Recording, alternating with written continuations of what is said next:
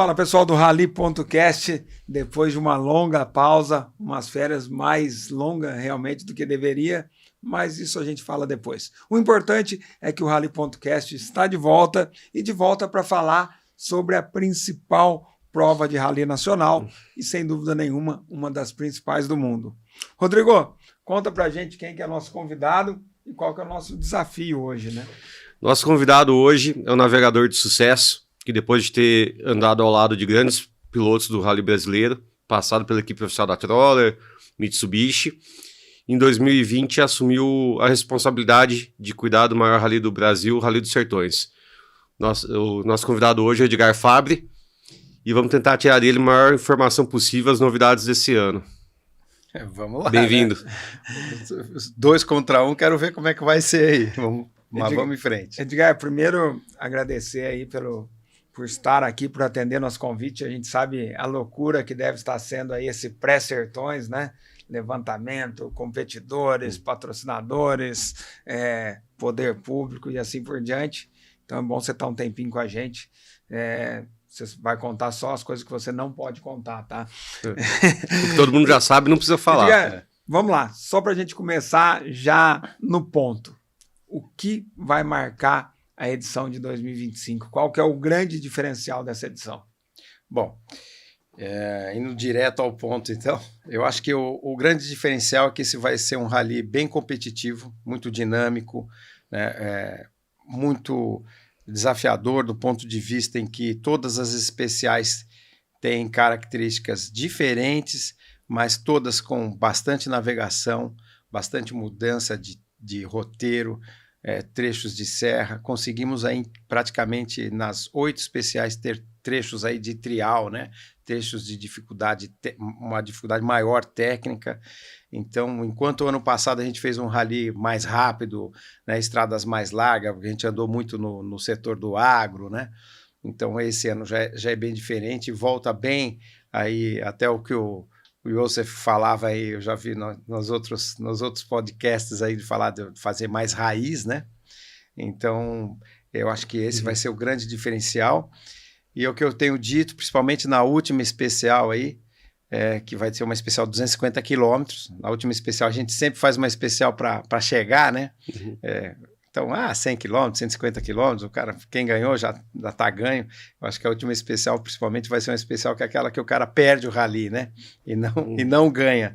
E vai ter também muita navegação nessa especial. 3 trechos de serra que conseguimos achar, embora estejamos próximos lá já à praia. Bem técnico mesmo. Então, é um rally que é aquele... Principalmente, né, Zé? Eu acho que a gente que está mais tempo, o Rodrigo é mais novo, vai. Você que pensa. Você sabe que você está falando aí, Edgar, e eu estou pensando justamente isso, né? Primeiro, parabéns já de antemão para esse voltar realmente aos sertões raiz. Eu sou o maior defensor disso. Eu acho que o rally tem que ser desafiador, né? Eu acho que um rally de quilometragem não significa tanto quanto um rally de desafios. E aí você estava falando, eu estava pensando, realmente voltar essa característica de um rally desafiador, de um rally de trial, um rally de muita navegação, eu acho que isso é fundamental, valorizar o papel do navegador. Só que aí você estava falando, eu estava pensando, né?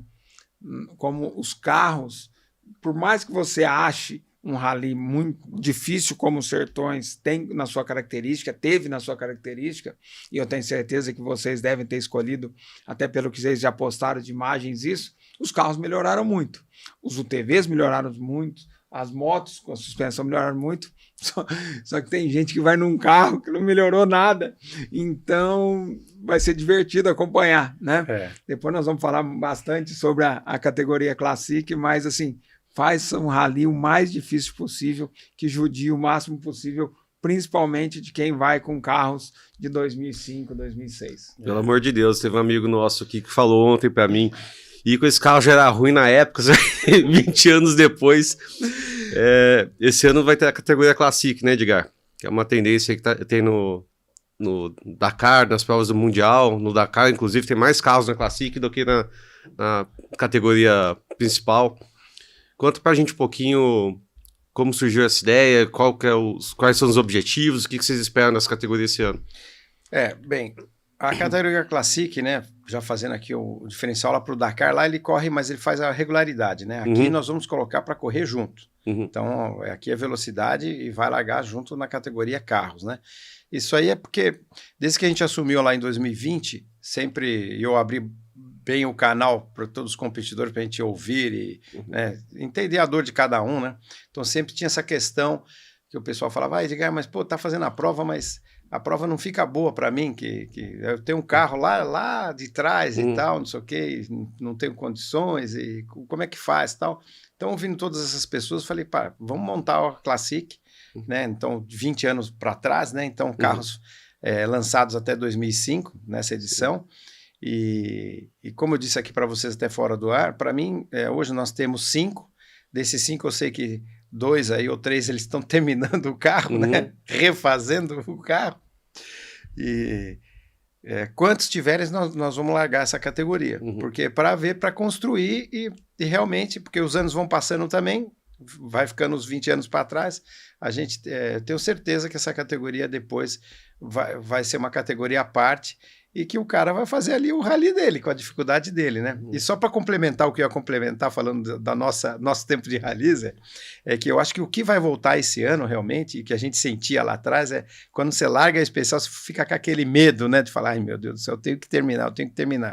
Eu entendo também, a gente já passou aquela imagem, principalmente do final da etapa maratona, que a gente achou uma serra do Sachs, achou uma serra de 51 quilômetros, que é a Lacanaça, pedra e tal. Mas já teve competidor que me mandou mensagem, cara, agora que eu TV eu vou passar por cima disso daí. Eu não tenho dúvidas que vai passar, né? Só que ele vai estar no fim de uma etapa maratona, ele só tem dois pneus, né? A etapa anterior da primeira perna da maratona também teve uma serra, aliás, a gente vai andar muito tempo por uma serra de pedra também. Então, ao mesmo tempo que a gente sabe que os carros hoje têm uma suspensão melhor, passa melhor por muitas dificuldades que para a gente lá eram muito mais difíceis, tem a questão aí da estratégia, do pneu, né, de você ter o número certo lá de pneus. Então, eu acho que os desafios, eles só mudam, né? Mas realmente eu acho que vai ter em cada um aí, dos competidores, vai ter aquele medo, depois que ele entender a primeira, a segunda especial, ele vai falar, caramba, cara, eu realmente tenho que chegar no final, entendeu? Sim. Edgar, o Rally dos Sertões já passou por vários modelos de prova, né? Antigamente largava sempre de São Paulo, chegava no Nordeste, numa cidade litorânea. Depois de um tempo a gente foi para Goiânia, também chegando no Nordeste. Depois experimentamos alguns modelos diferentes, saindo e chegando na mesma cidade, ou então saindo de Foz do Iguaçu e chegando no Nordeste também. Esse ano o Rally volta para Goiânia e chega no Nordeste. Você acha que é um modelo a ser seguido daqui para frente, voltar a ser o que era antes? O que você acha? Então, nos próximos anos, você acha que a gente vai continuar experimentando receitas diferentes? Bem, aí eu acho que do ponto de vista aí de organização, né, para nós seria até bom a gente largar sempre do mesmo lugar, né? E até também para que se não vou dizer criar, mas manter uma tradição, né? Então, por muitos anos nós largamos 16 vezes de Goiânia, né? Então, mas aí a gente depende muito do poder público. Hoje o entendimento está bem melhor, né? Porque vão mudando também, de 4 em 4 anos vão mudando os governadores, os prefeitos, mas eu acho que a gente está no caminho de realmente voltar a criar essa tradição, né? Então, porque a gente tem lá no Portugal, por exemplo, o Baja Porto Alegre, é sempre o mesmo lugar, o prólogo é no mesmo lugar, tudo, mas a prova está lá, faz parte do calendário da cidade, né? Como a gente tem aqui outros eventos tradicionais, como lá o Rodeio de Barretos, já está no calendário da cidade. Para nós, né, enquanto organizadores, eu acho que isso seria muito bom, se a gente conseguisse sempre largar do mesmo lugar e, se for possível, a gente teve lá o Paris-Dakar, quanto tempo largando de Paris, e no primeiro dia ele fazia um grande deslocamento, né? E ia sair lá de Marrocos, por exemplo. Sim. Eu, por mim, eu largaria todo ano do mesmo lugar, né? Só não volta, por favor, aquela ideia de rally dos Sertões com 15 dias, porque ninguém aguenta aquilo lá, não. Eu lembro que você correu, né? Corri. Acho que foi 2022, 23... 22, eu acho. 22.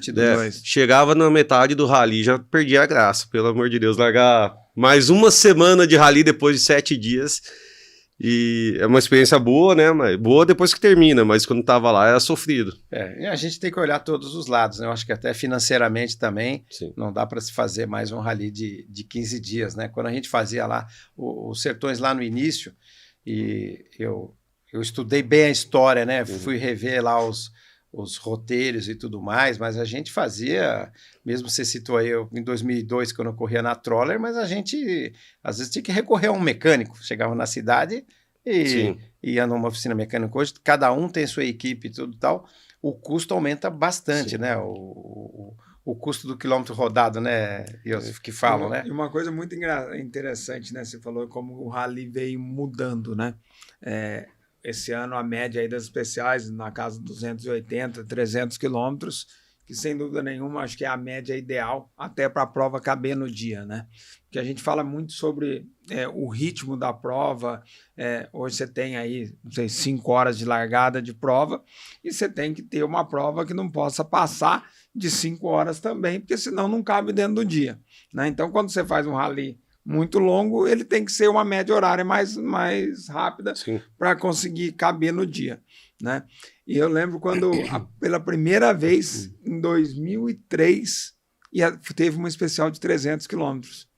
E foi um pânico de se o pneu ia aguentar e faz tanque maior e tudo mais. E hoje, 300 quilômetros tornou uma quilometragem média, né? Então, realmente, mudou muito essa característica e acho que queria entender o desafio da organização para realmente conseguir fazer especiais de 300 quilômetros num país cada vez mais povoado, cada vez mais populoso, sobre fechamentos. Conta, acho que tanto para a gente, quanto acho que o nosso público tem muito essa curiosidade, né? Como fazer uma especial de 300 quilômetros em Minas, como vai ser esse ano, que a gente sabe que não é um deserto do Saara, que não tem ninguém. Bom, interessante isso daí, mas eu até queria contar antes uma história sobre o estudo que eu estava fazendo, né, dos sertões antigos, né? Mas que você observou bem, não havia especiais de mais de 250 quilômetros. Então, de fato, lá no início a gente andava mais em deslocamento do que em especial. E eu lembro muito bem em vários deslocamentos finais que a gente fazia, grandes deslocamentos finais, estrada de terra, né? Falava, mas isso aqui podia ser uma especial, né? Isso daqui podia ser por que está mandando, né? Por que tá mandando em estrada de terra?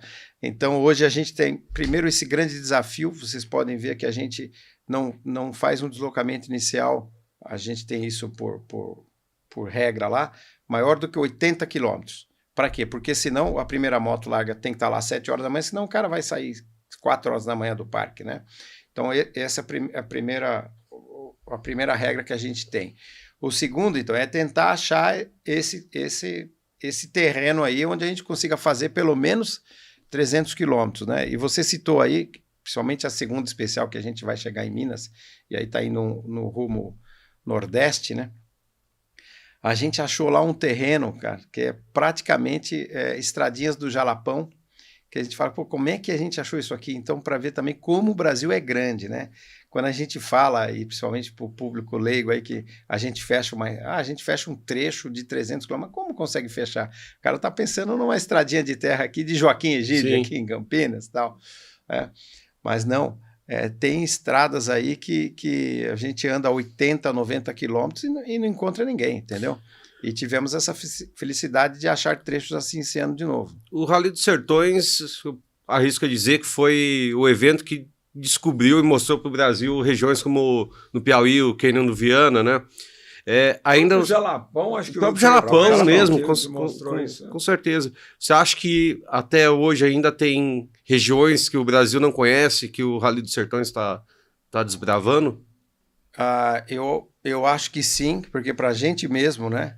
As 4 primeiras especiais, por exemplo, desse ano, são especiais inéditas. Nós nunca passamos, mesmo a gente está repetindo cidade lá de, Não sei se isso é bom ou se é ruim. 93 e 2002. Depois vocês vão poder me contar. São trechos inéditos que realmente o cara fala, pô, mas como é que tem esse lugar aqui tão próximo, né? Eu acho que a última grande descoberta nossa foi o Raso da Catarina, né? Uhum. Lá no canyon lá da Baixa do Chico, lá dos índios Pancararé, que andamos lá em 21. Tentamos andar de novo lá em 23, mas aí a gente já não teve autorização, né? Mas diferente, por exemplo, do Cânion do Viana, que os Sertões lá foi a primeira vez em 2012, né? Depois voltamos aí já mais 3 vezes, lá por ser uma área particular, então a gente é bem-vindo lá. Inclusive hoje aquela estrada lá chama Estrada Sertões, né? E o Joseph observou bem, o Jalapão de fato foi o Sertões que descobriu. Estava lá naquela época a Mariana Becker andando lá, e de lá ela ligou para o Francisco José para falar, cara, estamos num lugar aqui assim, assim, assado. E ele foi lá depois para fazer um Globo Repórter e rodaram uma novela lá. Foi assim que o Jalapão foi descoberto, né? E é legal, a gente sempre fala, né, que parece assim um clichê, mas é verdade. A gente anda aí por lugar que promove o brasileiro para o próprio que o brasileiro Sim. não conhece, né? Então acho que esse também é um grande diferencial dos Sertões, né? Ô Edgar, eu tô aqui só para colocar tempero na brincadeira. Você está falando de 4 dias inéditos e tudo mais, de Sertões raiz, qual que de navegação e tudo. Tem um dia, tem um momento realmente que os competidores vão ter dificuldade técnica mesmo, tem um trecho de areia pesada, tem um trecho de trial de difícil transposição. Aonde vai ser a cereja do bolo dessa edição? Bom, aquela especial que vai separar os homens dos meninos. Não, eu acho que, de fato, e eu tô falando que toda especial tem uma dificuldade ali, e tem mesmo, tá? Então, mas eu acho que vai dividir ali na etapa maratona, né? Por conta, principalmente, dos pneus, né? Da pessoa. Só uma observação, só para a gente explicar um pouquinho para o nosso público o que é etapa maratona, né? A etapa maratona são 2 etapas consecutivas onde não tem apoio das equipes entre elas. Então, os competidores largam, fazem o primeiro dia da maratona, os veículos, né, motos, carros, UTVs, ficam num parque fechado e largam no dia seguinte, tendo aí um tempo mínimo de manutenção apenas dos competidores. Ou seja, os competidores todos têm que cuidar aí, porque fazem praticamente 2 dias sem nenhum acesso às suas equipes. E para ser mais específico, né, eles vão largar de Bom Jesus da Lapa, vão fazer uma especial já vão largar depois de 60 quilômetros, vão subir uma serra bem íngreme, 13 quilômetros de subida de serra íngreme, e vamos ficar andando por essa serra aí por mais de 60 quilômetros. Então, eles vão largar em Bom Jesus da Lapa, tem que ir até Xique-Xique, só com 2 steps, não pode trocar step nenhum lá, e depois de lá, no outro dia, vai sair de Xique-Xique e vai em direção a Petrolina, onde num trecho final aí de 50 quilômetros, se não me engano, o especial tem 296 quilômetros, agora me fugiu aqui, mas é por aí. E os últimos 51 quilômetros é uma serra de pedra também, que ele está com os mesmos 2 steps lá, ou seja, ele vai andar aí cerca de 720 quilômetros, tendo só 2 steps. Então é um grande desafio. E quando parou lá em Xique-Xique, ele não vai ter a ajuda da equipe de apoio dele para consertar o carro. Acho que ali vai dar uma boa separada, né? Mas no dia 2 nós temos areia, no dia 3 nós vamos andar até por um lugar, numa serra também, que ainda tem um pouco de água lá, então pode vir a virar lá alguns atoleiros. Depois a gente anda por um trecho que lembra muito o Seridó. No 4 e 5, essa etapa maratona que a gente acabou de falar. No dia 6, vamos andar aí em estradas no início bem estreitas, com muitas travessias de pequenos riachos secos agora, né? E depois no final conseguimos descobrir também um trecho de areia, e aí areia pesada, vão andar aí por 25 quilômetros, finalizando, que aí a pessoa, quando terminar a areia, vai pensar, pô, tá terminando, tá faltando 10. Conseguimos achar lá umas 2 subidas lá, que é trial mesmo, e que é bem difícil. Boa sorte. E assim sucessivamente. E a última etapa, que o Edu Costa, né, que é o nosso diretor lá de relação com os competidores e faz o levantamento junto comigo no carro, ele falou, pô, essa última etapa são praticamente 8 Mitsubishi Cups. Ele falou, cara, não para, encosta de lateral de fazenda, né? Então, porque o cara já tá lá na praia e vai fazer uma alça, falou, já cheguei, não chegou ainda, entendeu? Vai ser desafio. O Quezão vai de Classic, né? O Quezão vai de Classic. Isso é uma novidade, hein? Agora estamos todos sorrindo e estamos todos felizes. Né? Exatamente. A gente está brincando aqui desde o começo. O Quezão vai estar num projeto super bacana junto com a Mitsubishi, que está com a L200 RS, que o João Franciosi ganhou no geral em 2006. Esse carro estava parado aí há bons anos, e o Quezão está ressuscitando esse carro e vai ter esse desafio de estar competindo, estar pilotando esse carro. Né? Foi o que eu falei pro Giga, né? Eu sempre gostei de carro velho. E de um jeito ou de outro eu sempre corri de Classic, só que agora tá oficializado, né? Brincadeiras à parte. Edgar, eu gosto muito, sempre gostei muito quando os últimos dias a gente chegava com duna, né? Então a gente andava no sertão, na Caatinga, o rally inteiro, no Jalapão, e o último dia andando na beira da praia, num cenário diferente dos demais dias, para mim sempre foi especial, principalmente sendo no último dia. Mas está cada vez mais difícil achar trecho de duna, trechos com essa característica para andar, né? Por questões de meio ambiente e tudo. Você acha que a gente não vai ter mais nos sertões esse tipo de último dia? Eu acho bem difícil por conta do meio ambiente, né? Em 2023 nós fizemos o último dia em Dunas lá. O Yosef recorda bem? Eu também recordo, puxei ele bastante. Mas ali, então, a gente até estava andando num terreno que era particular. Era uma fazenda, né? Tanto é que nós andamos só num pedaço e o outro pedaço já não podia andar porque já era do governo, né? Então, realmente, essa questão de meio ambiente, para nós, tá bem impeditivo, né? Vamos lembrar também 2020, faltando 3 dias para a gente largar, já estávamos todos lá no Velocitar, eu recebi uma ligação lá, da Serra da Canastra, que, não, vocês não vão poder passar aqui. Aí eu tive que explicar, né? Falando, olha, fiz uma imagem, já estão todos lá em Mogi Guaçu, a prova já vai largar, né? E aí tivemos que conseguir, pelo menos, transformar aquele trecho que anteriormente havia sido autorizado, mudou para um trecho de radar. E é legal. Tem algumas perguntas sobre radar aí, não tem não, Zé? Depois nós vamos falar que é radar, o que não é radar? Exatamente, né? Mas antes de entrar no radar, eu queria que a gente entrasse, que na verdade consequentemente, nós vamos entrar no assunto radar. Esse ano, os Sertões vai ter o Trucks, né? Que é um sistema nacional de navegação, de monitoramento, de ultrapassagem. A gente já vem usando na Mitsubishi Cup algumas etapas testes no ano passado e agora de forma oficial esse ano nas 2 primeiras. Substituindo um sistema que sempre criou muita polêmica, né? Que é o sistema Stella. Que é amado e odiado. Então, assim, eu vejo, eu acompanhei, né, muito próximo todo o desenvolvimento do sistema, né, um mérito enorme do Peninha junto com toda a estrutura da Totem, mas que eu tenho certeza que vai tornar os Sertões muito mais seguro, sem sombra de dúvida, e muito mais justo entre os competidores, né? Desportivamente vai equilibrar muito a prova, porque não vai ser uma loteria do que vai acontecer ou não vai.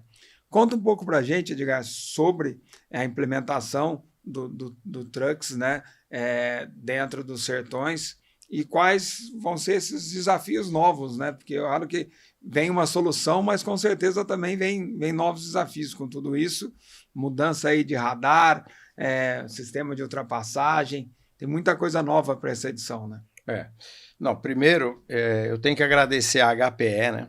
Porque existe essa grande sinergia entre nós, né? Entre HPE e Dunas, nesse sentido de que a gente tem muito questionamento. Mas vocês Só vão... para quem, peraí, vamos só, tem que ir traduzindo, né? Na verdade, quando se fala de HPE, nós estamos falando de Mitsubishi. Isso. Quando se fala de Dunas, nós estamos falando de Rally dos Sertões. Exatamente. Então, vamos simplificar. Vou agradecer a Mitsubishi, que tem uma grande sinergia e às vezes se confundem, né? Mas a Mitsubishi é dona do Rally dos Sertões e tal, já a nossa patrocinadora há muitos anos, e que entende, né, às vezes as nossas demandas e está aplicando hoje lá na Mitsubishi Cup, né? Então tem muitos competidores que estão falando, mas vai dar certo?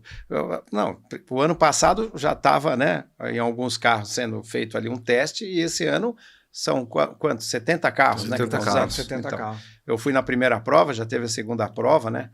Principalmente os navegadores que já usaram o sistema já entenderam que realmente a gente vai mudar o modelo, vai mudar o paradigma, né? Principalmente, agora a gente vai ter que falar um pouco do negócio do radar, principalmente para quem não sabe o que é o radar, né?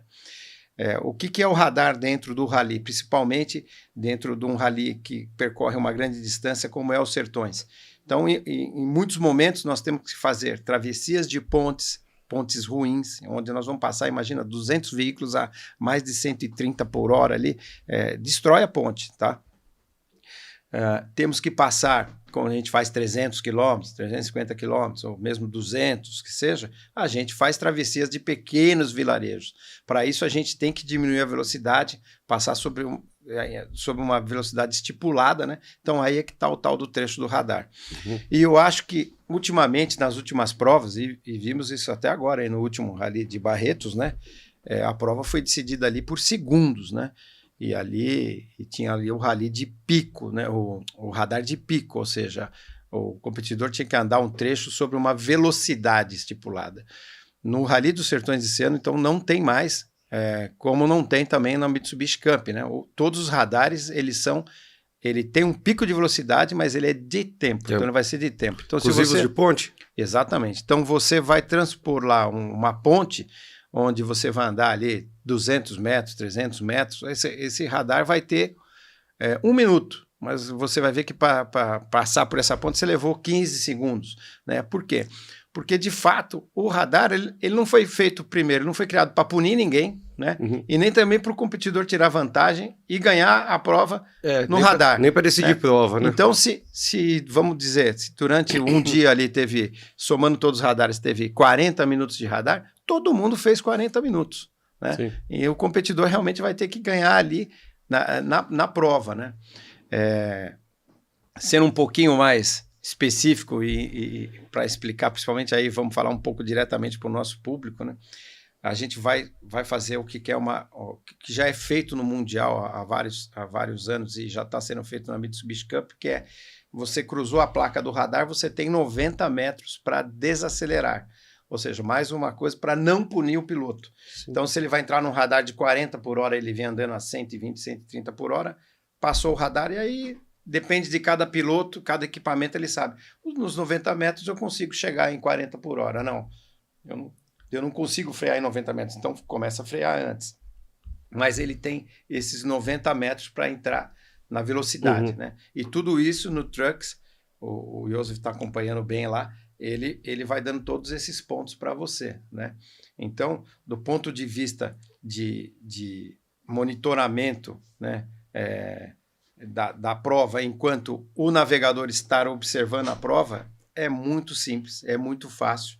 Então, vai ser realmente uma coisa que os competidores vão ficar muito mais tranquilos. Para nós, organizadores, também, porque chegava no final do dia nos Sertões, o diretor de prova lá tem um calhamaço assim de recursos lá por conta disso, conta daquilo, para verificar realmente se andou no trecho, se não andou, se eu fui penalizado no radar e não fui.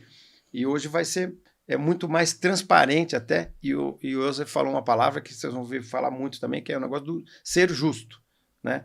Então, ser justo. Se você foi penalizado, e ele vai saber na hora também, principalmente no radar, ele já vai sair do radar e já sabe que foi penalizado.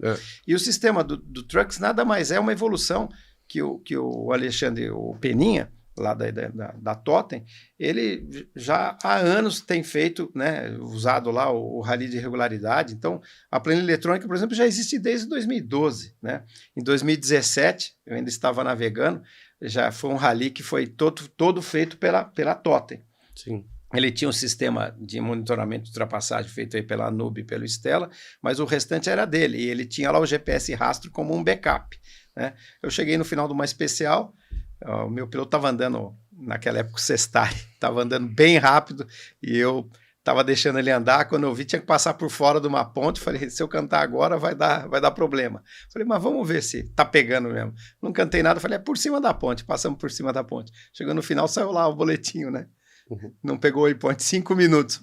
Aí fui conversar com ele, Cestari, sabe o que é? Deixa eu te explicar. Então, aquela coisa, você sabe quais são as regras, tá tudo muito bem estipulado, e você sabe que no final aquilo ali vai ser cumprido. Eu acho que isso aí é o grande diferencial, sabe? Que realmente o competidor vai se ater realmente ali ao desafio da pilotagem. Vai vencer quem realmente for mais rápido e cometer menos erros dentro da prova, mas sem essa variável, né? E Edgar, me fala uma coisa assim, eu entendo que para vocês fazer uma prova dessa é um grande desafio, e tem sempre essa questão da ordem de largada, né?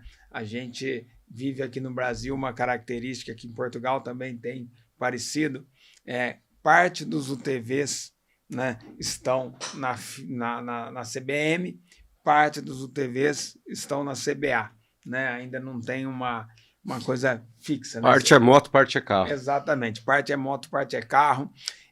Hoje os UTVs estão muito rápidos, principalmente nos trechos mais travados, que pelo que você me falou é uma característica desse rally. Então, só fazendo uma leitura, eu acredito até que nós vamos ter especiais onde os UTVs vão estar brigando nos melhores tempos com os melhores carros, pela característica que você falou, até porque os carros mais rápidos hoje são muito largos, então podem ter dificuldade em alguns trechos, né? Os UTVs um pouco menores. Como que vai ser a definição de ordem de largada? Como que vai ser esse mix?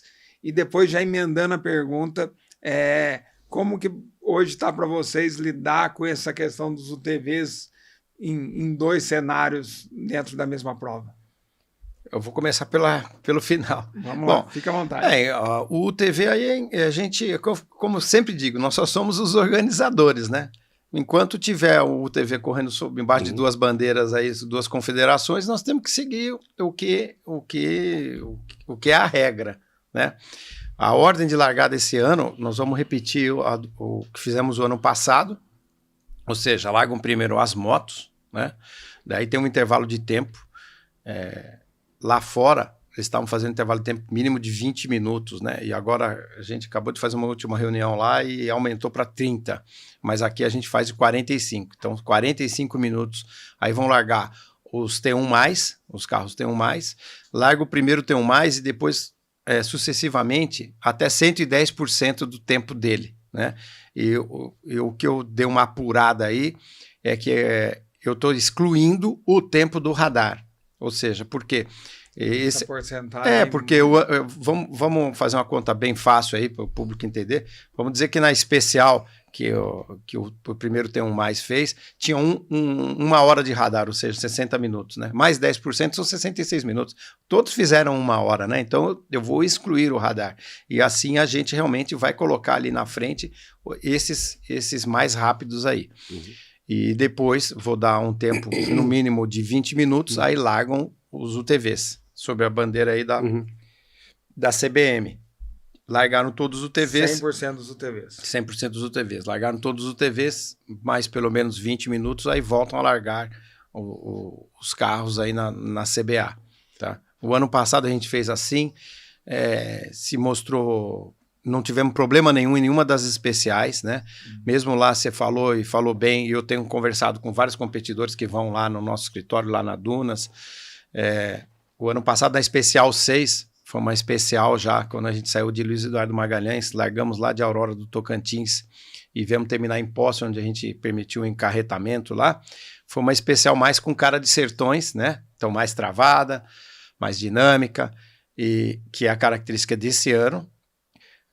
9 UTVs, né? 9 UTVs, porque depois eu vou estudando os tempos ali para a gente criar. Claro, Qual é o tempo dessa, né? Qual é o tempo máximo que nós vamos dar nessa prova aqui? Qual que vai ser a velocidade do primeiro? Qual que vai ser a velocidade do último? Eu faço isso baseado desde 2020. Então, eu tenho todos os tempos, tenho a característica daquele especial, então eu consegui montar uma velocidade média para ser mais honesto com todos, né? Naquela especial 6 do ano passado, 9 UTVs foram mais rápidos que o Gastaldi, que foi o melhor tempo de carro. Olha só. Entendeu?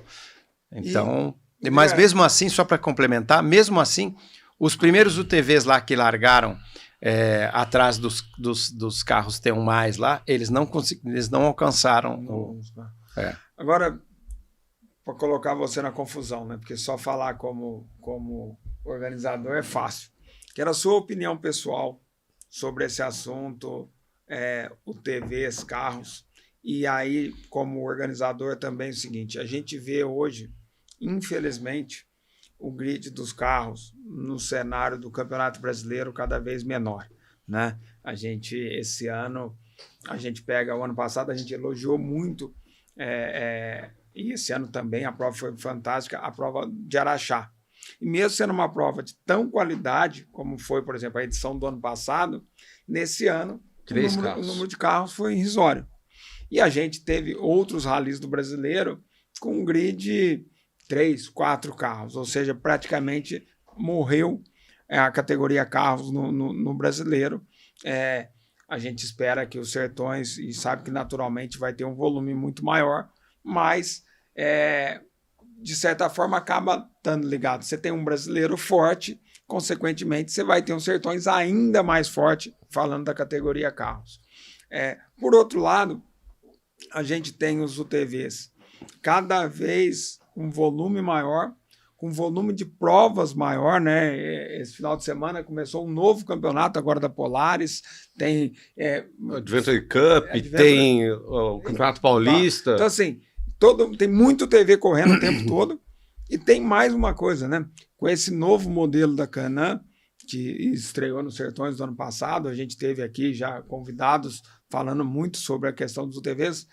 Eles estão cada vez mais rápidos e mais prazerosos também.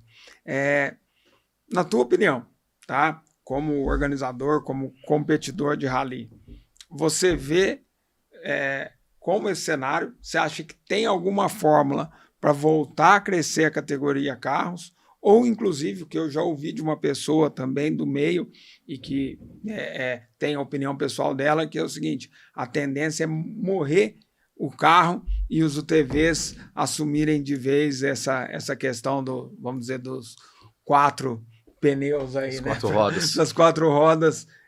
Qual que é a tua imagem? Vocês, como organizador, qual que é a preocupação de vocês? Porque aí, só complementando o meu comentário, eu vejo o carro tem um peso muito grande das marcas, né? Das montadoras. E os UTVs hoje se resume aí praticamente a 2 marcas, né? Não, é uma questão complexa, né? É uma questão complexa, porque você bem disse no final aí. E também tem uma questão, quando você vê na TV, invariavelmente aparece, um carro que aparece. Sim. Né? Então, porque o nosso público leigo, onde a gente quer, né, enraizar o rally, né?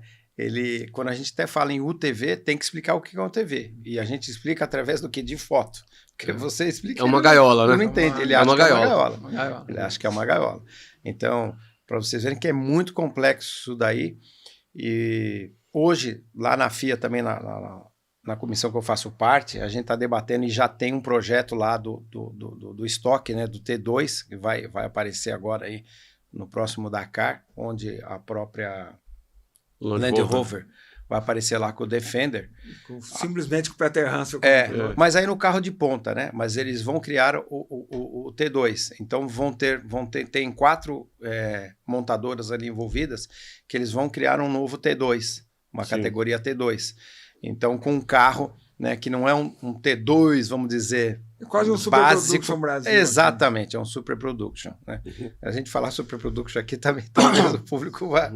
Mas é um carro plus, vamos dizer, né? Eles estão vendo isso para quê? Para manter, porque o grande desenvolvimento né, vamos dizer, de veículos hoje, é feito através de carro, né? Sim. E você bem disse, hoje de UTV nós só temos 2 marcas, né? E, então, isso é complexo, tá? É complexo. No meu ponto de vista, eu vejo que, principalmente a Federação Internacional de Automobilismo, ela tá fazendo a parte dela para que a categoria não morra, né? Uhum. A gente tem aqui no Brasil a Mitsubishi, né? Uhum. Eu ia falar HPR, mas eu vou me corrigir. A Mitsubishi produzindo, e antes de ontem, eu estava lá em Goiânia, fizemos um lançamento do Sertões oficial lá, perante o governo, e tinha lá uma Triton Sport R, né? Onde o vice-governador, o secretário de turismo, o secretário de esportes, chegaram e falaram, mas esse carro, como é que foi feito esse carro? Eu falei, não, esse carro é feito aqui em Catalão, aqui em Goiás, ele sai da fábrica, né? Então, é muito bom observar isso aí, que aqui no Brasil, eu acho que tirando a Porsche, né, que faz lá o GT3, o carro sai pronto da fábrica, né? Eu falei, já sai assim, cara. A gente chama de, aí falando para ele, né, ele explicando, é o anexo J da FIA, esse carro pode sair daqui, correr qualquer rally no mundo, Sim. né? Então, a gente vê que tem as montadoras aí e a FIA está fazendo um trabalho para não deixar essa categoria morrer. Eu acho que a ascensão do TV também tem muito a ver com o custo financeiro ali da coisa, né? Porque você montar um carro de ponta, e aí que entra de novo a categoria T2, né? Porque você montar um carro de ponta vai sair muito mais caro do que você montar um TV. Eu acho que esse é o grande fator do TV também estar crescendo. Além de ter o prazer de correr num TV, negócio da suspensão, que não devolve, né? Mas aí também a gente entra na seara ali dos que andam de TV e fala, pô, mas se eu der uma panca aqui, como é que vai ser, né? Então, é complexo, não é... Mas também tem a questão da identidade visual, né? Você olha, o cara que tem uma Hilux, vê a Hilux correndo, o outro tem uma L200, se identifica com aquilo e acaba torcendo. Enquanto o TV é tudo mais igual. Um é vermelho, outro é tem um outro azul. desafio aí também na questão dos pilotos profissionais que buscam patrocínio, né? Sim. Disposição de marca, como é que você expõe uma marca num UTV frente a um carro, né? Então, para vocês verem que tem os pontos positivos e negativos, né? Eu tenho uma opinião pessoal, já comentei com você, deixar ela pública aqui. Eu acho que só vai voltar a crescer a categoria carros quando a categoria carros se dividir em 2. Né? Eu acho que tem que realmente não ter mais a classificação geral na categoria carros, misturando 100% dos carros. Por quê? Hoje você tem um cenário dos carros, coisas muito distintas. Você tem a T1+, que são os protótipos, que são carros com uma performance incrível e carros com valor incrível também, né? Um custo quilômetro muito alto, enquanto você tem os carros baseados em carro de produção com uma performance muito parecida com o carro que o Quesan vai correr. Né? Que foi um carro que venceu em 2006. Nós estamos falando praticamente 20 anos atrás. Então, assim, a minha opinião pessoal, no momento, e espero que a Dunas faça isso, que você colocar, assim como tem a categoria carros, UTVs e motos, você tem a categoria carros de produção, o nome, ou Ultimate e tal, e ter a classificação geral valorizada dos carros de produção num ranking separado, ou seja, se eu vou lá e vou correr com um carro de produção, eu posso ganhar os Sertões, eu acho que essa categoria volta a crescer. Porque eu falo com a experiência de quem correu 2 anos na Production, a visibilidade. E, infelizmente, hoje, as categorias, e são várias categorias dentro dos UTVs, dentro das motos e dentro dos carros, mas as categorias são muito pouco, na mídia, muito pouco valorizadas. Eu ganhei os Sertões na categoria tal. Não tem esse valor como deveria, e isso não vou entrar... Até porque são muitas categorias também. O TV, quantas categorias tem? Tudo. Mas eu acho o seguinte, a partir do momento que você criar uma classificação acumulada de uma categoria e aí pode ter 2, 3 categorias de carro, isso daí pouco me importa, mas assim, separar realmente, como hoje é separar a largada. Você tem lá os T1 Plus largando separado do resto do grid. Então, ser realmente um ranking separado, uma classificação separada, e quem vencer nos carros baseados de produção, ter o mesmo nível de importância do campeão de UTV, do campeão de moto e tudo. Porque eu acho que só assim que vai. Porque não vai. Hoje, todo mundo quer o status, né? Todo mundo quer. Na mídia, todo mundo quer aparecer, e ainda mais com essa história de hoje de mídia social, de internet e tudo, precisa dessa questão da imagem. Então eu vejo como o único caminho realmente para voltar a crescer, porque o T1 Plus vai continuar limitado a 15 carros, como o Mundial é assim, como o Dakar, hoje, se for pegar as equipes privadas, as equipes de fábrica também são 15, 20 carros e está muito destacado do resto. Mas, enfim, só minha opinião pessoal nesse assunto. Eu acho também a Classic importante para abrir um espaço nessa seara de carros aí, do cara que quer correr o rally com um determinado carro, independente da performance dele. Igual no Dakar, tem gente que corre de Toyota Bandeirante.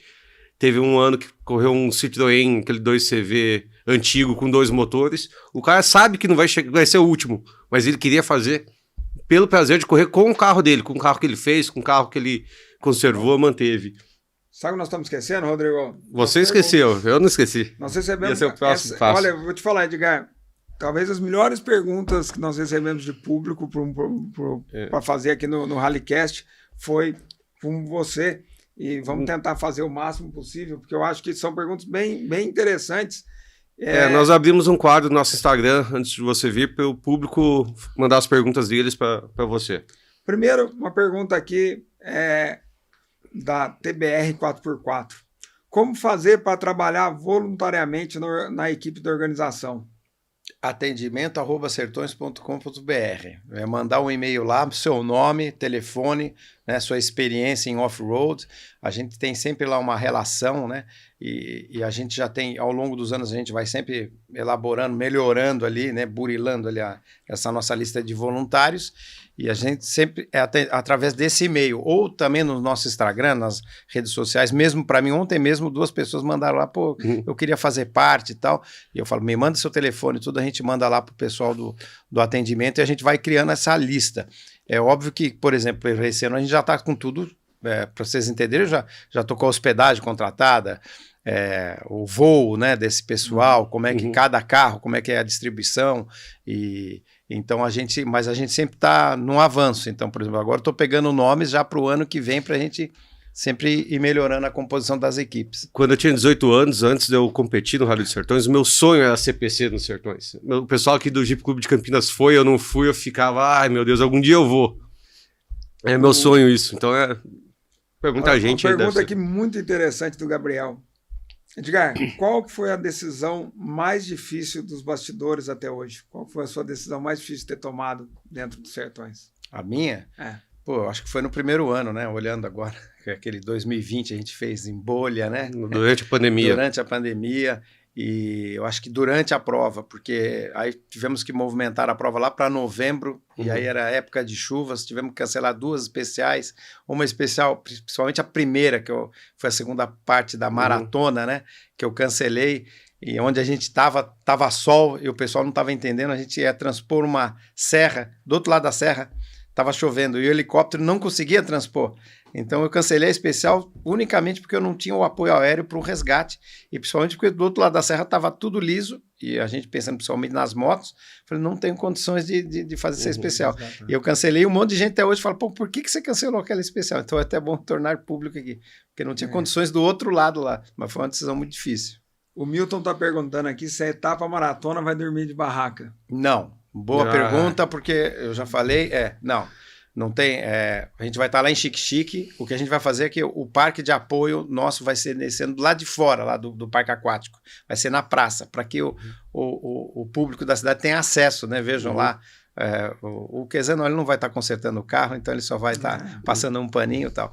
E dentro do parque aquático está disponível para a gente, para quem, se a pessoa quiser acampar, ela acampa, se levar o motorhome, pode ir motorhome, e o resto vai ficar em hotéis, vão alugar lá Airbnb, não tem que acampar. O Amon Reis está perguntando por que abandonar o formato Margarida em 2025? Que é um formato que ajuda muito a logística e os custos. Pois é, baseado nas pesquisas do Voltar a Ser Raiz, tudo, vamos fazer em linha. Então, vai ser desafio, vai ser duro para todo mundo, né? Para nós, enquanto organização também, para a equipe técnica, para a equipe de apoio. Mas, de fato, o nosso pensamento é, se no futuro a gente conseguir, um ano a gente faz em linha e um ano a gente faz mais Margarida, porque diminui realmente o custo. Outra pergunta muito interessante aqui, ó. Quais os maiores desafios logísticos da organização? Rapaz, nossa, são tantas linhas aí de logística, né? Então, para vocês entenderem, ontem eu fiquei 2 horas para resolver o problema do abastecimento dos aviões e dos nossos helicópteros, porque realmente nós vamos lá, quando a gente chegar, principalmente depois de Januária, Bom Jesus, Chique, não tem aeroporto ali que tem combustível da aeronave. Então, esse é um problema. O outro problema é a nossa técnica. Vai sair daqui de Bom Jesus para ir lá para o outro, vai andar quase 600 quilômetros. Você imagina que você passou lá 5 horas da tarde, o cara está lá amanhã, quando você passar 4 horas da tarde, o cara está lá de novo. Sim. É o que eu falo, as técnicas a gente só vê no primeiro dia e no último, né? O cara está usando a noite para se locomover. Cara, isso que eu acho que é muito interessante, você podia explicar um pouco melhor para o nosso público. Como que essas equipes técnicas trabalham e se dividem e fazem o dia a dia. Eu acho fantástico esse trabalho daí. Nós temos... E para mim, talvez, olhando de fora, eu acho que é um dos grandes desafios. Né? Então, isso que eu falo, cada um, né? E de fato também, a gente que fez muito rally, eu falo, o rally ele é legal porque cada um está fazendo o seu rally, né? Então o cara que larga na frente, o cara da moto, ele acordou 4 horas da manhã, mas 1 hora da tarde ele já está em outra cidade, ele toma um banho, ele descansa e tal. O cara 1 hora da tarde tem outro que não largou ainda. O cara lá, amigo do Quezan, para não falar que é o Quezan, né? Ele larga por último, chega por último, às vezes... Não, por último... Até mais tarde. Dorme até mais tarde. Mas o que eu quero dizer é o seguinte... Toma café, almoça... Cada um, né? Os da frente estão ali se pegando ali na frente, os de trás estão se pegando ali atrás, chegam em horários diferentes, né? Tem desafios diferentes. A organização tem lá os motoristas da imprensa que estão também para dentro do trecho, tem um desafio diferente. Agora, a equipe técnica realmente é o que eu falo, eu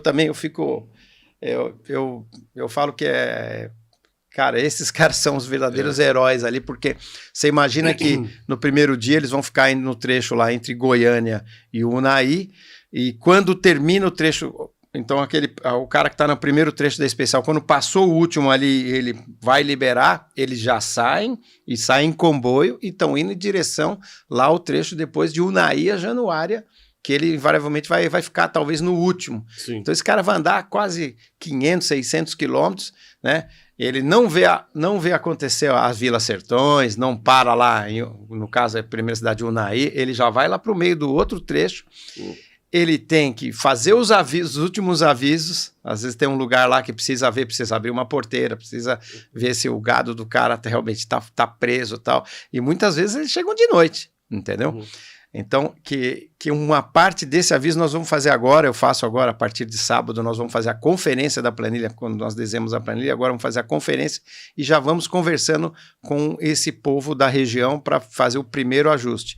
Mas, de fato, a logística aí da equipe técnica, né, é a mais complicada, porque e também ele vai chegando lá, imagina, de madrugada no outro, lá no trecho, e já vai deixando a pessoa lá no trecho lá. Sim. Então o cara chega lá, às vezes 3 horas da manhã, e fica lá, fica ali depois esperando. Depois convidar 2 das equipes técnicas.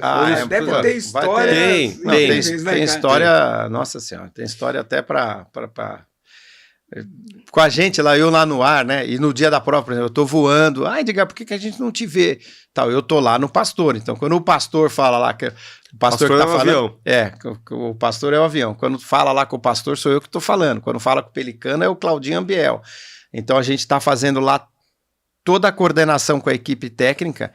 Então, a gente tá lá em cima, a gente é tipo uma repetidora de rádio. Eu falo com a prova toda e Eu vou contar só uma historinha aqui, então. No primeiro ano que foi o novo piloto do pastor lá, o Coronel Gil, comigo, eu explicando para ele, cara, às vezes... Mas, cara, o cara tá fechando ali e tal, às vezes aparece um caminhão de leite, alguma coisa, o lugar onde a gente estava, né? Aí, daqui a pouco, o cara me chama lá, o cara da Charlie. Ô, pastor, na escuta, tal, vamos pra nós, que a gente vai pra uma frequência, né? Fui pra frequência da Charlie lá.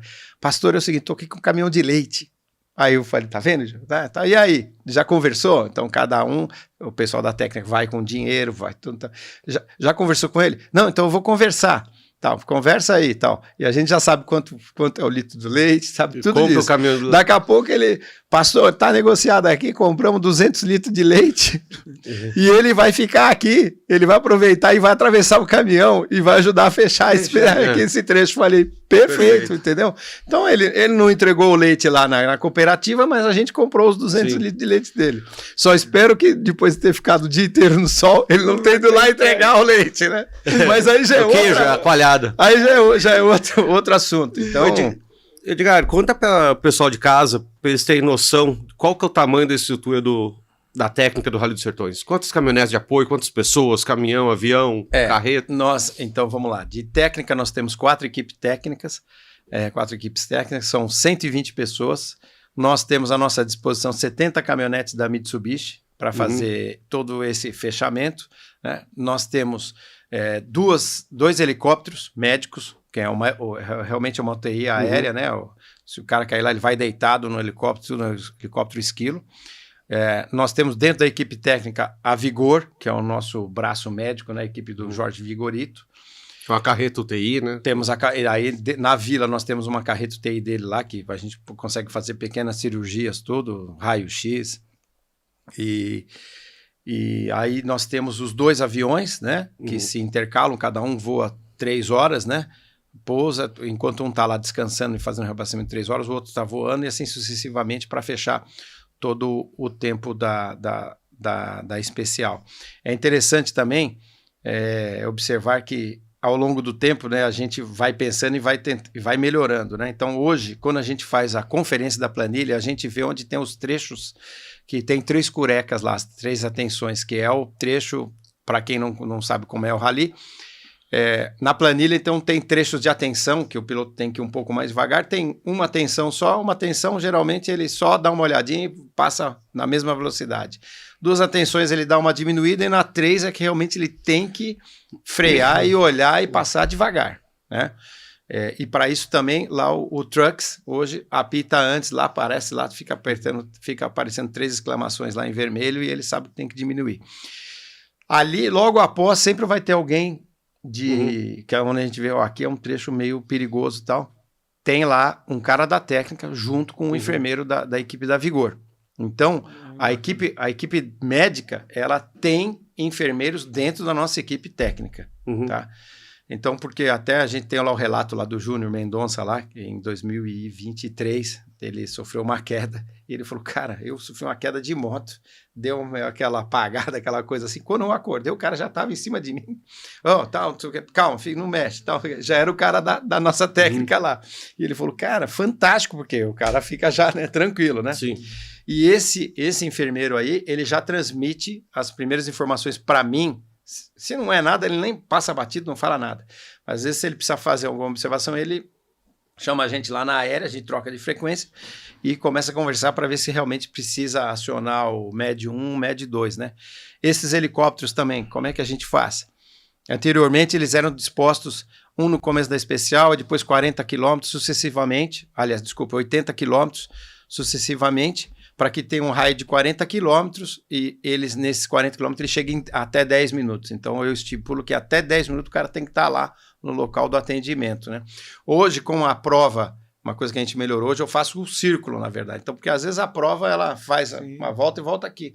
Então, às vezes você vê que o helicóptero está aqui, mas ele está atendendo lá no quilômetro, ele está pegando até no quilômetro 130, porque o raio da prova... É como se na Mitsubishi Cup a gente um helicóptero atenderia tudo, porque o raio é menor. E a gente também tem esse cuidado aí. Número curioso, vocês já pararam para contar quantos rádios da organização tem dentro do evento? Rádios? 120. R$120. Porque tem os HTs também. Porque o cara tá andando, ele tá andando com HT também. Ele tá andando com HT. Eu acho que é mais esse número, né? Porque... Não, só na técnica, eu tô falando da técnica. Equipe de apoio, mas você tem equipe de apoio. Tô falando só, cada picape com rádio, cada HT, cada helicóptero, cada avião. Desculpe, rádio, quando você falou rádio, eu pensei em HT. Não, pensando em rádio. Mas porque... Se você pensar que se nós temos 70 caminhonetes, nós temos 70 rádios base. Então. Né? Mais os HTs que estão cada um. Então já são quase 200. Quantas pessoas no total no Rally dos Sertões? Entre mecânicos, equipe de apoio, pilotos, técnica? Eu vou chegar aí, mas só para terminar essa pergunta do Zé, que foi interessante, Zé, que é isso que acontece muito lá, que às vezes vocês estão andando e escuta lá, às vezes, pessoalmente o pelicano que ele fala, pessoal, pelo amor de Deus, vamos ficar quieto e tal. Porque o que está acontecendo é o seguinte, a gente lá a 6.000 pés de altitude, eu estou ouvindo toda a especial. Então vamos dizer, vou por ordem aqui alfabética, né? Que é o primeiro trecho está sendo fechado pela equipe Alfa. Eles estão conversando ali, os dois com HT, um está no quilômetro 20, outro está no 18. Aqui, parou um carro, dá para eu soltar o carro antes da prova começar?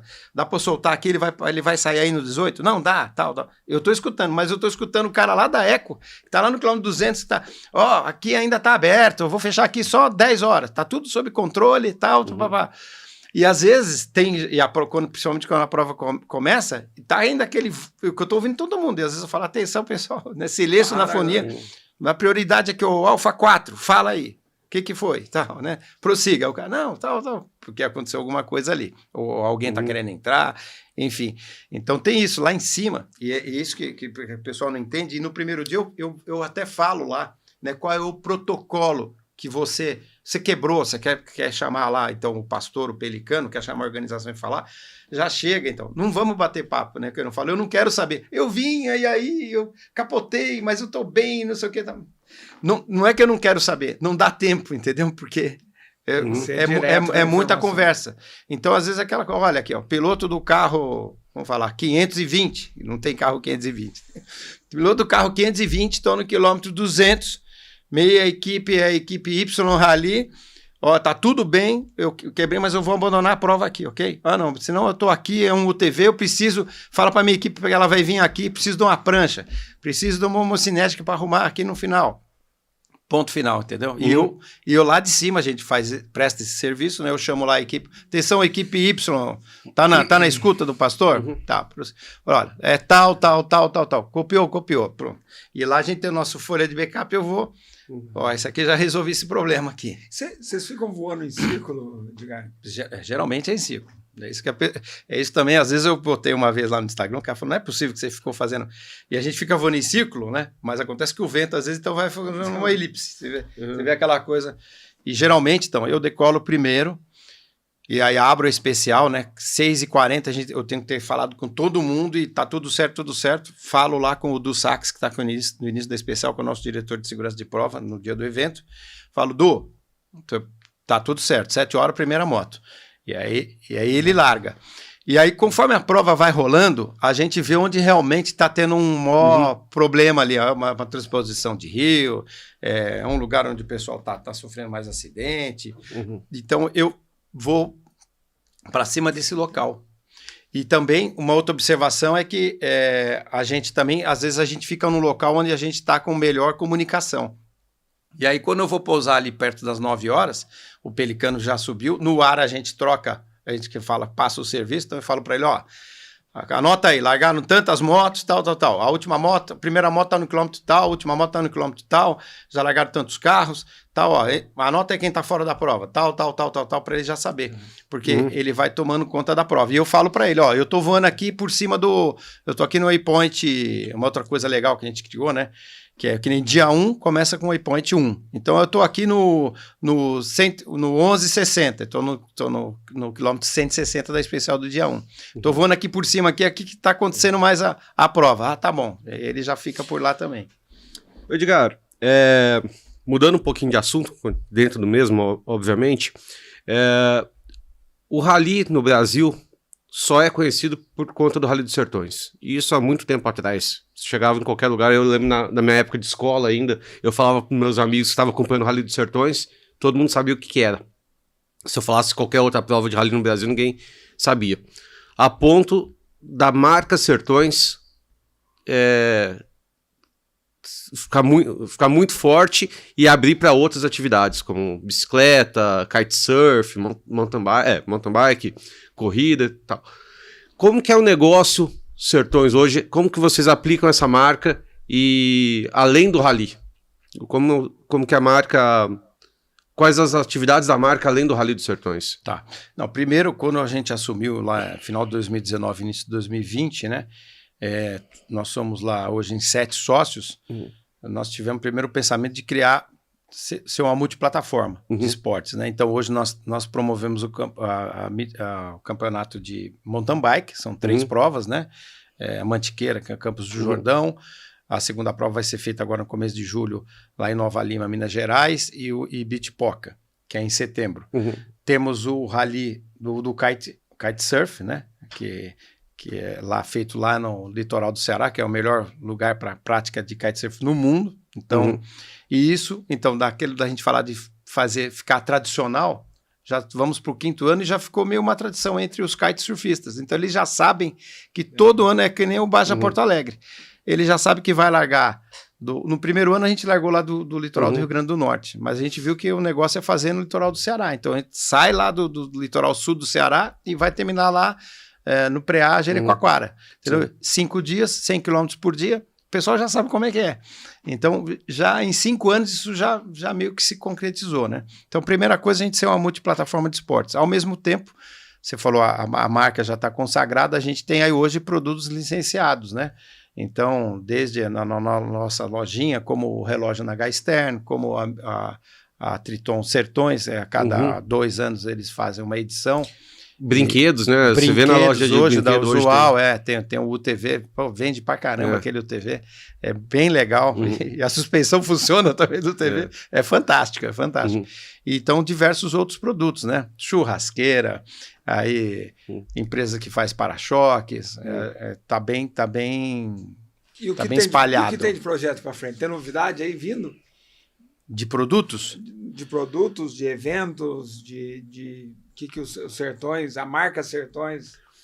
Hoje, na verdade, a gente está, então, num processo de amadurecimento, né? Então, dos diversos produtos que nós lançamos, assim como, por exemplo, da multiplataforma, é a gente entender onde que tá realmente tá consolidado, como o kitesurf, por exemplo, e seguir em frente, reforçando aí, né, a marca. Então, nós estamos nesse processo agora de amadurecimento, né? Esse ano...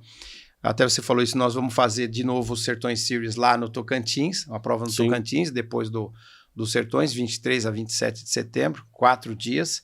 Então a gente vai voltar com essa proposta de fazer mais uma prova dentro do Campeonato Brasileiro. Já tem gente que também, a gente nem fez a prova e já tem gente que está ali, competidores estão ligando para a gente e fala, por que vocês, em vez de fazerem a prova só, por exemplo, vai fazer no Tocantins? Vai ser sempre no Tocantins? Aí eu devolvo a pergunta. Por que a pergunta? Não, eu acho que vocês tinham que, cada ano, como fizemos lá na Ilha Comprida, né? Eu acho que cada ano vocês deviam fazer num lugar diferente. E aí, Sul também, pra gente ver a questão também que a gente sempre tá batendo no custo, né? Vários aí dizem que, eu acho que vocês tinham que fazer um rally até mais próximo aqui, né? Que o custo vai ser menor. Tudo isso está sendo estudado. Então, passo de cada vez, né? A gente sabe que para a gente falar é muito fácil, né? Mas para organizar e principalmente para viabilizar é complicado. Mas acho que o mundo dos sonhos, né, dos competidores, e aí voltando no assunto da categoria carros, né? Se a Dunas promovesse realmente um Sertões Series de 4 provas no ano, que principalmente aí na categoria carros, acho que podia ser um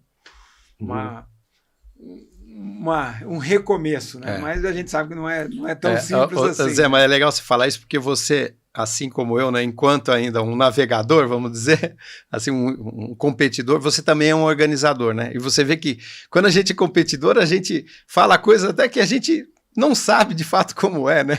Entendeu? E depois que você passa a ser organizador, você vê que, o negócio não é tão simples assim, né? E às vezes não é porque é a sua vontade, a minha vontade mesmo era todo ano, eu como pessoa física, eu queria largar todo ano do Pacaembu, entendeu? E no outro dia vai me encontrar lá em Mogi Guaçu, no outro dia vai me encontrar lá em Uberaba, entendeu? Daí a gente larga de lá, como era o Paris-Dakar, né? Mas Não é possível, entendeu? Não, porque a gente tem que fazer... não adianta ter o sonho também, né? Tem que fazer a conta fechar também. Bom, só vamos... Como nós estamos de tempo aí? 10 minutos? Então vamos aproveitar esses 10 minutos. Ô, Edgar, a gente está precisando de novidade. Isso que eu falo. Tem uma novidade que eu não falei aí. Eu preciso de furo. Ainda, eu preciso falar o seguinte, ó. A novidade saiu lá no Rallycast. Nós temos de não, novidade? eu acho que eu já falei aqui de como vai ser a largada, que muitas pessoas me falam aí da questão do carro, né? E os 110% eu vou tirar o radar. Isso eu acho que é muito importante e traz tranquilidade para os que estão lá atrás, né? Porque ninguém quer ser prejudicado.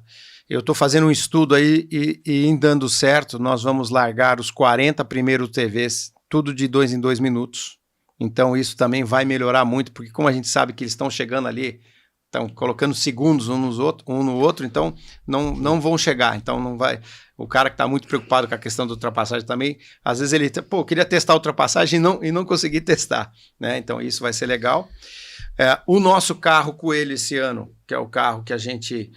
antigamente o Coelho nosso, né? Quem que é o Coelho? É o carro que vai faltando, antigamente ele ia até o ano retrasado, ele ia 3 dias antes da prova para fazer a última checagem da planilha para ver, de repente apareceu um mata-burro, uma porteira, tal. Caiu uma ponte. Caiu uma ponte também, se der tempo eu comento aí quando caiu a ponte lá para os apoios, né? Aí a gente não tem como saber, né, onde o apoio está andando. Mas agora a gente faz diferente. Há 10 dias da prova, o do Sax vai navegando para um piloto, o ano passado foi o Rafael Cassol, e ele vai, então, tentando andar claro que o trecho está aberto, então onde dá para acelerar mais, ele acelera mais. Hoje nós temos uma caminhonete, uma Triton de rua, porém, ela está lá com o programa de upgrade, que foi você mesmo que fez, né, da SRF Chips, né, tá lá com uma suspensão mais otimizada, lá, uma suspensão melhor da Off-Shocks, então ela tem condição de andar melhor, né? Já fizemos isso ano passado, deu certo. E esse ano o piloto que vai com ele é o Ulisses Bertoldo. Olha então só. A gente vai ter, né? Já fiz um brief com ele. Já explicamos. Isso que eu ia falar também. Já explicamos direitinho, né? Não, mas ele, como um piloto experiente, que nem eu falei, Ulisses, pelo amor de Deus, para acelerar só onde você enxerga, né? Porque está aberto, né? Sim. Por estar aberto. Mas nós vamos andar muito trecho que é inóspito mesmo, que ele vai ter condição realmente de ver, para a gente dar aquela última acertada, né? A questão hoje que eu falo muito, que os carros estão muito rápidos, principalmente os TVs, questão do alto, né? A questão do o que é 2 curecas para um, não é para o outro, né? Curva que a gente, mesmo na conferência, que a gente está andando numa velocidade, não é, claro que não é igual do dia da prova, então às vezes pode passar batido para a gente uma curva mais que parece que não era importante e é importante, tem que colocar na planilha, né? Então acho que isso daí vai dar um grande diferencial para a gente. Edgar, meu primeiro Rally dos Sertões foi em 2005. De lá para cá, uma coisa que mudou bastante, e eu sinto falta, é daquele prólogo numa pista fechada com arquibancada para todo mundo. A tomada de tempo ali, de 2 em 2 carros, que daí teve ano que largou um para cada lado. Parece até que eu te contei, pô, como é que vai ser o prólogo. Opa, conta aí pra gente. Isso é um bom furo. Isso aí, só para resumir, isso me faz falta. Eu lembro de largar em 2008, foi meu primeiro ano pilotando, um público de 40 mil pessoas na arquibancada, meu pé tremia no acelerador, não é pelo rally, mas é pelo público em volta. É emoção, né? O prólogo esse ano nós vamos fazer num trecho menor e o local que a gente arrumou lá para fazer o prólogo, o dono do terreno está disposto ele mesmo a fazer lá uma arquibancada. Né? Então eu estava lá, inclusive ontem, eu cheguei de Goiânia ontem e sábado estou de novo em Goiânia. A gente estava discutindo isso daí, que eu estava mostrando para ele onde é que dá para ele colocar a arquibancada. E se ele realmente montar a arquibancada onde ele está falando, a pessoa vai conseguir ver o prólogo todo. Isso vai ser bem legal, né? E até para explicar essa dinâmica, ainda bem que você perguntou, que eu ia acabar esquecendo, que até agora também não falei isso em lugar nenhum. A dinâmica do dia no sábado, né? A gente mudou para o sábado, a gente foi um dia para frente, porque a gente fazia, o ano passado, por exemplo, nós fizemos lá em Brasília, e foi na sexta. A gente achou que em Brasília, na sexta-feira, não entrando no mérito aqui das discussões aqui, mas achamos que sexta-feira em Brasília ia ter público, porque historicamente parece que lá só se trabalha até quinta, né? Sim. Então, mas não teve todo o público que a gente esperava. Mudamos então para sábado. Então, como é que vai ser a dinâmica? O parque, a nossa vila, vai ser lá no Serra Dourada, estacionamento do Serra Dourada. O competidor vai sair no sábado de manhã do Serra Dourada, vai até a área onde vai ter a rampa de largada, que é onde vai ser o Super Prime. Eu ainda não posso dizer onde é o Super Prime, porque a gente precisa assinar a última linha lá, com o dono do terreno. Ele passa na rampa e vai fazer o prólogo, né? Sim. Então faz o prólogo, volta para o Serra Dourada. Tudo isso num raio de 10 quilômetros no máximo. E aí os 8 primeiros da moto, os 8 primeiros da UTV, os 8 primeiros do carro voltam à tarde, a partir, provavelmente vai ser a partir das 16 horas, voltam lá para o terreno do Super Prime, vai ter arquibancada lá para pelo menos 10 mil pessoas. O Super Prime também maior, mais rápido, né? Sem aquelas curvas fechadas, porque tivemos aí o privilégio de achar um bom terreno. Na arquibancada vai dar para ver o Super Prime todo, tá? E o Super Prime, a tendência é a gente fazer ele para entrar à noite adentro, que nós vamos ter à disposição uma boa iluminação. Tá? Legal. Isso é bacana. E só para falar também para o público entender que às vezes, mas por que fez assim, tal, que nem o ano passado? Pô, o Super Prime, realmente a área do Super Prime foi pequena. Mas por quê? Porque a gente tinha primeiro uma promessa de que vocês vão fazer o Super Prime nesse terreno aqui. Tá bom. Conforme o tempo ia passando, eles iam diminuindo a disponibilidade do terreno pra gente. Até que chegou naquela... Falei, pô, mas aqui, cara, não vai... E a gente teve que fazer do limão uma limonada. Então, todos os competidores vão fazer o prólogo e o Super Prime, e depois os 8 primeiros voltam à tarde, é isso? Não. Eles vão sair da Serra Dourada, vão lá na área do Super Prime, onde vai ter uma rampa, e ali a rampa de largada. Só na área do Super Prime, não vão fazer o Super Prime. E ali eles deslocam, ele vai até andar num pedaço considerável do Super Prime. Tendo público, ele pode até sair acelerando ali. E ele sai do terreno e se desloca pro prólogo. Faz o prólogo, e aí no final da tarde, os 8 primeiros de cada modalidade voltam lá pro Super Prime. Edgar, qual que é a expectativa aí de grid? De grid? Por categoria. Então, eu travei lá a moto em 50, né?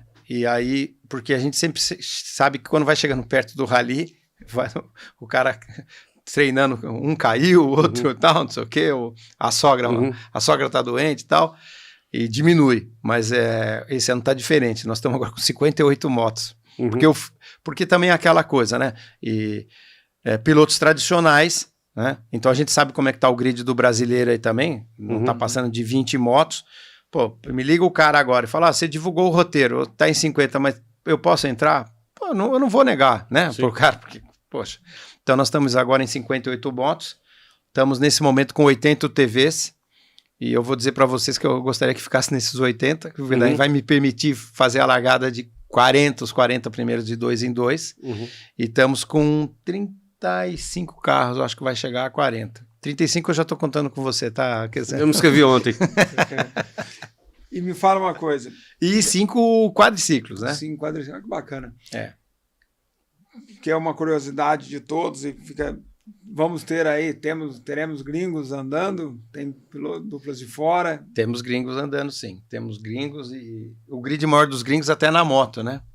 E na moto aí teremos aí uma surpresa aí que eu fui impedido de contar por enquanto. E também é melhor eu não falar, porque depois aí chega no dia e não aparece, né? Você falou que Fiolano vinha e não veio, mas teremos sim. Eu lembrei de uma pergunta que você me fez, eu não respondi. Nós temos cadastrados, para vocês entenderem o tamanho que é hoje os Sertões, e quando a gente chega em lugares e fala, por que você também não vai lá? Porque às vezes não comporta mais. 75 motorhomes, 84 caminhões das equipes de apoio, né? Então, desde caminhão 3/4 até carreta. E 316 caminhonetes. Então, tem mais caminhonete de apoio do que realmente veículos de competição. Então, para entender a estrutura, quando a gente fala que precisa de 70... da caravana já tem um estimado? Agora, na cabeça aqui eu não tenho, mas a gente sempre chega ali entre 3.000 a 3.200, 3.500 pessoas, né? Qual que é a menor cidade de população que o Rally vai passar? Só para a gente entender quanto que nós estamos falando. Boa pergunta, mas eu estou achando que esse ano é Januária. Com que população? Agora me falhou, viu? Agora me pegou. Mas de população, dá para puxar aí e ver.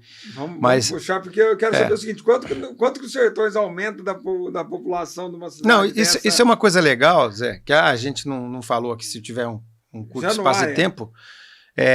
Minas Gerais, é isso? A ajuda do poder público, né? E uma outra coisa que a gente sente aí, e vocês fazem esse trabalho aqui também, da gente fortalecer e divulgar o rally, né? Em geral, que quando a gente tem a ajuda do poder público, e esse é o meu maior sonho, tá? Você perguntar qual é o seu maior sonho aí enquanto organizador, é a gente realmente ser visto como é hoje, tá tendo lá, terminou semana passada o Giro de Itália, para não falar do Tour de France que todo mundo conhece. Pô, mas o Giro de Itália, 20 e tantos dias lá, o cara saiu de uma cidade para outra cidade grande, Roma, o cara parou para ver o Papa, né? Para a avenida, entendeu? Sim. Fecha a cidade.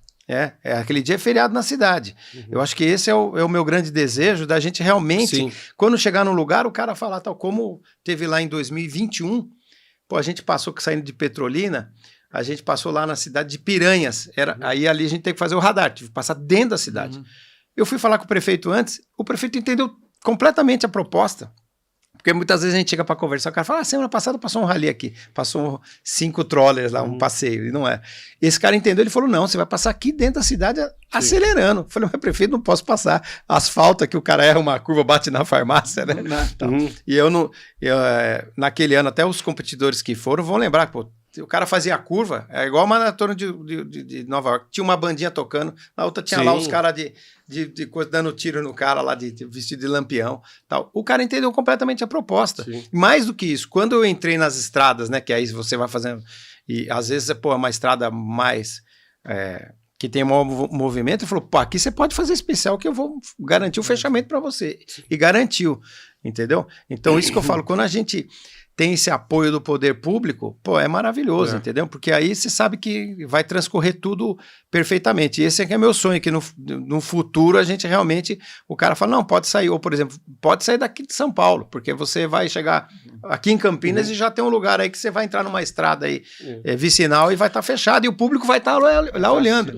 Que é, só para terminar rapidamente, que é o que eu falo, uma oportunidade que nós perdemos lá em 2020, quando nós passamos lá na canastra, e o radar, e se fosse hoje, se eu tivesse tempo, eu ia falar o seguinte pro pessoal, aqui é um grande radar, né, que era para andar a 50 por hora. Cara, aqui não tem penalização, não tem nada, mas onde que você vê que dá para dar uma aceleradinha? Acelere, porque a gente nunca teve tanto público numa especial como foi na canastra. O pessoal foi lá nas pousadas, tudo para ver o rally passar. E às vezes o cara tá passando lá a 50 por hora, porque ele não podia ultrapassar a velocidade do radar. E ali foi um exemplo de a gente não ser entendido, né, pelo poder público para falar, cara, e eu estou fomentando, né, que a gente fala, a gente está fomentando a economia da região. Você imagina que essas cidades que nós vamos passar aí, não tem hotelaria para todo mundo, entendeu? Quando a gente chega lá em São Félix você está falando mais São Félix do Jalapão lá, no Tocantins, tem 1.635 habitantes. A gente leva pão lá para Irá, para a mulher da padaria, que ela fala, traz pão para mim. Eu falo, a gente até já está estendendo o nosso horário aqui, já precisamos encerrar, mas assim, o impacto social e econômico dos sertões, principalmente nas menores cidades, tem uma relevância enorme, né? Eu acho que realmente tinha que o poder público entender isso e ajudar que as coisas aconteçam cada vez mais. Mais alguma coisa, Rodrigo? Só isso. Acho que tem mais um monte de assunto aqui para falar do sertão. Vamos fazer o prólogo? Passado.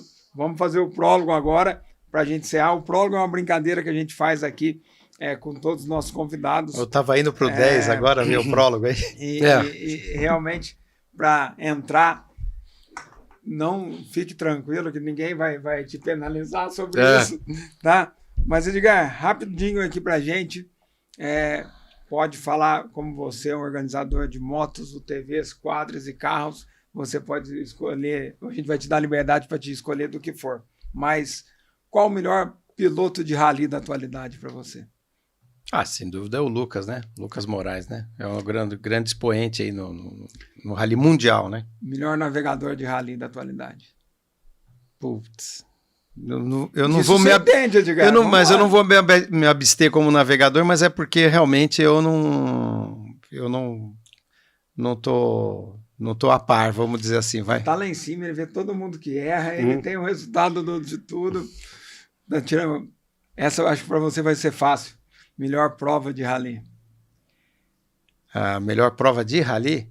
Cara, eu não tô falando porque sou eu não, mas é porque dizem quando a pessoa vem fazendo, né? Você pode falar principalmente com o Lucas, com o Giga e tal, eu acho que os Sertões ainda é uma prova diferente, porque eu fui visitar as provas no Mundial do ano passado, né? As características, a gente consegue fazer cada dia uma característica diferente. Enquanto provas de deserto, por exemplo, você só está andando em dunas, só está andando terreno aberto e tal. Eu acho que a gente tem essa possibilidade para que o piloto, o conjunto, na verdade, né? Mas o piloto realmente mostra se ele tem braço ali e o navegador, né? Essa sinergia entre a dupla, que eu acho que é muito interessante, né?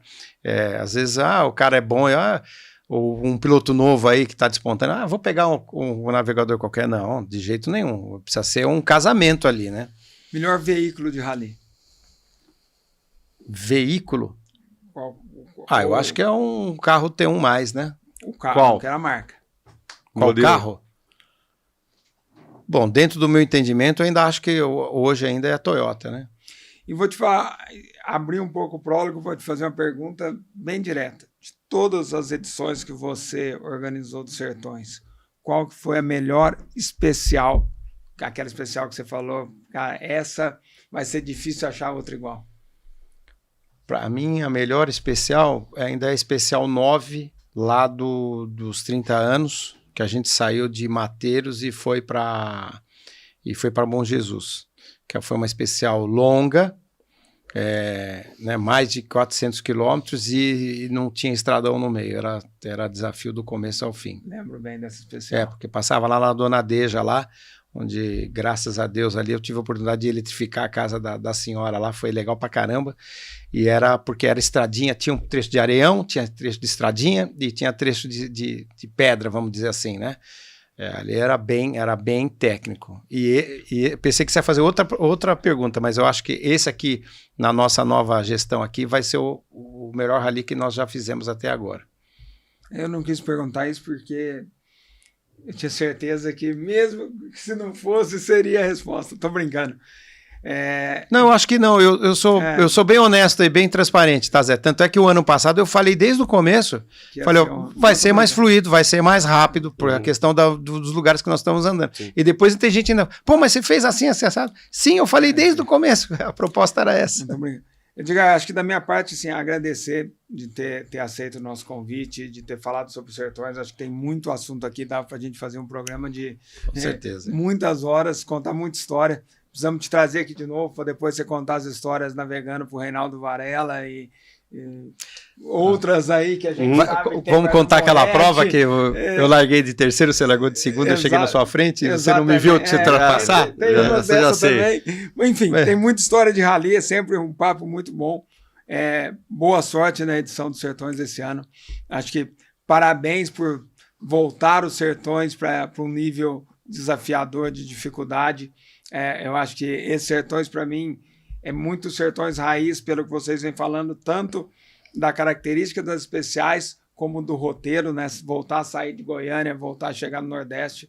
Eu acho que tem tudo a ver com o rally, com a história. E é isso. Boa sorte também ao Kezan. Acho que vamos fazer um programa ainda antes dos Sertões, contar um pouco mais sobre a Classic, sobre esse desafio que o Rodrigo vai estar esse ano. E eu só peço uma coisa, me manda depois a senha de acesso do Trux, que eu vou ficar de casa lá acompanhando e me passa o número do Kezan lá. Edgar, obrigado por ter vindo. A gente está sempre à sua disposição aqui para contar qualquer novidade, qualquer aviso, qualquer conversa com os competidores. Lamento não ter conseguido vir antes, mas a gente entende seus compromissos pré-Sertões. Ontem ele estava em Goiás, na semana passada também estava. E obrigado por ter vindo aí. A gente se encontra nos Sertões. Espero que cada ano seja melhor do que o anterior e que esse seja de fato o melhor de todos. ser cada ano um melhor que o outro é realmente o nosso desafio, né? Eu que agradeço o tempo de vocês, a disponibilidade para estar aqui no programa, com a proposta, né, da gente realmente, principalmente para quem não é da nossa tribo, né, a gente mostrar o que é o rally, né, e tentar cada vez mais aumentar o nosso público, porque a gente tendo um público maior, a gente tem a possibilidade de sempre fazer uma prova melhor também. Legal, pessoal. Encerramos aqui mais uma edição do Rally.cast. Agora vamos voltar com uma frequência maior, pelo menos 2 programas por mês. O Rally dos Sertões está chegando. Vamos fazer uma cobertura bem bacana, tanto com o Rodrigo lá em loco, contando um pouco dessa aventura, e a gente daqui passando as notícias diárias, fazendo um resumo diário dos Sertões, que é a nossa grande prova, o nosso grande calendário. Valeu, pessoal, espero que tenham gostado. Compartilhem, divulguem e ajudem a colocar o Rally num lugar de destaque no cenário. Valeu, obrigado, um grande abraço.